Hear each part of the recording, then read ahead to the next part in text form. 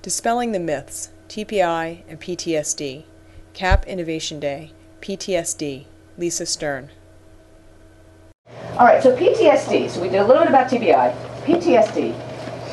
I actually I have a very, very good friend. She and I worked together on a campaign for Department of Labor called America's Heroes at Work. And that campaign was really focused on helping employers to better understand post-traumatic stress disorder and traumatic brain injury. And she's a combat vet.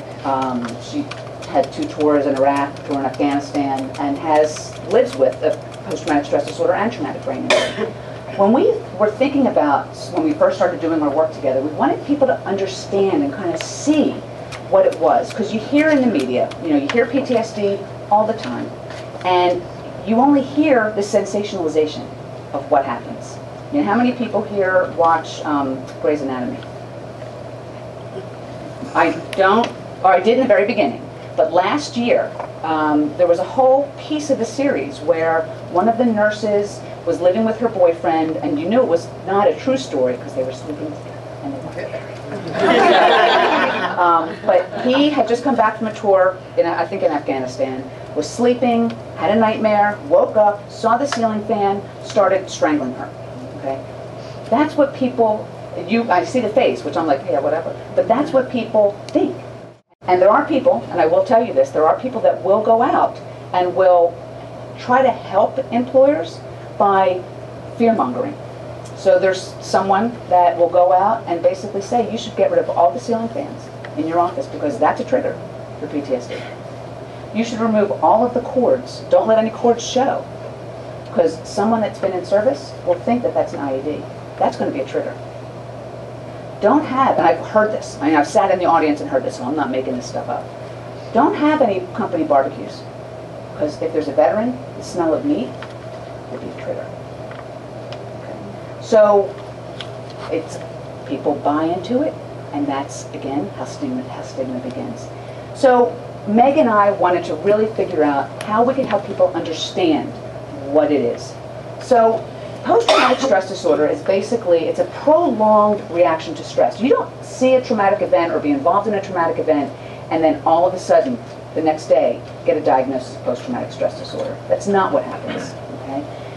It's the prolonged stress. So it's having signs and symptoms that last for a period of time because of either recollection of memories, because of intrusive thoughts, because of a variety of different things. That then starts to determine whether or not we're talking about kind of just post-traumatic stress, or if it's actually turned into the D in disorder, which means it's just a little more difficult, a lot more difficult to manage. But it is the recollection of a memory.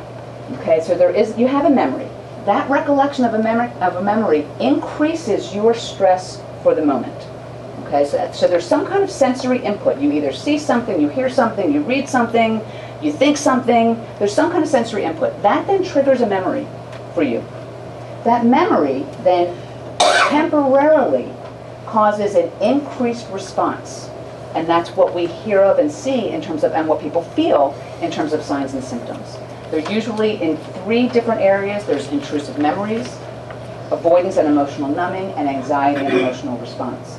But the signs and symptoms are not what we typically see in the media. Now, similar to, I don't know why those always come up as question marks. They're not supposed to be, but they do. So, Andy, let's think about the signs and symptoms that are typically associated with post-traumatic stress disorder. Anybody in here ever get angry? Anybody in here ever have any anxiety? Anybody here ever experience grief?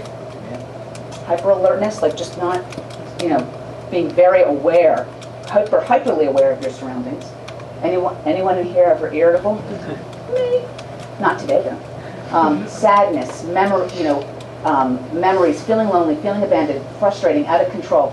These are the signs and symptoms that people experience.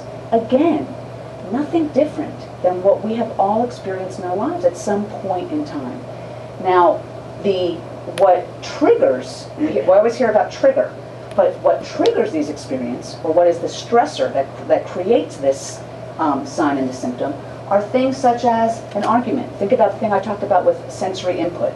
Having an argument, seeing a news article that might remind you of the traumatic event, watching a movie, seeing a car accident, holidays, Anybody ever lose someone special in their lives, and on the date of their death, there are things that happen to you inside that you might not be able to explain, and then all of a sudden you may realize, oh, it's the day.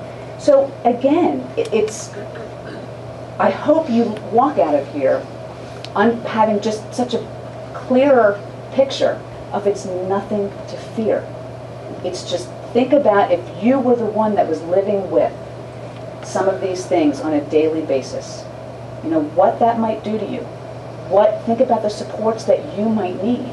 And again, what can we do as a society to help these service members recognize that it doesn't make you any less of a person. It doesn't, this is something that we all go through, we all experience. But it's being able to recognize it, ask for help, which is the most difficult thing, I think, for most of our service members, and figuring out what it is to do, that I need to do, to kind of keep myself in check. For more information, visit www.cap.mil.